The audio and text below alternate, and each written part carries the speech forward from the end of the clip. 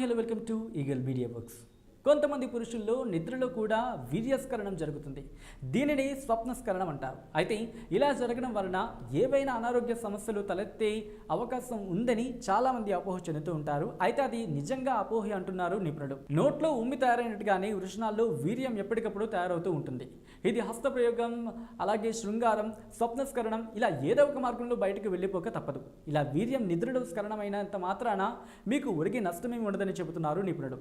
రక్తం వీర్యంగా మారుతుంది కాబట్టి వీర్య నష్టం జరిగితే నీరసం వస్తుంది అనేది కూడా అపోహే. హస్తప్రయోగం అలవాటు ఉన్న వాళ్లకు ఆ పద్ధతి ద్వారా పెళ్ళైన వాళ్లకు లైంగిక చర్య ద్వారా వీర్యస్ఖలనం అయిపోతూ ఉంటుంది.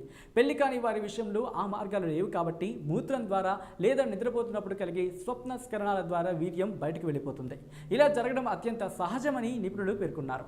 ఈ వీడియో కనుక మీకు నచ్చినట్లయితే లైక్ చేయండి, కమెంట్ చేయండి, షేర్ చేయండి. మరిన్ని ఇంట్రెస్టింగ్ స్టోరీస్ కోసం keep watching and stay tuned to eagle media works. Like and subscribe Eagle Health and Beauty.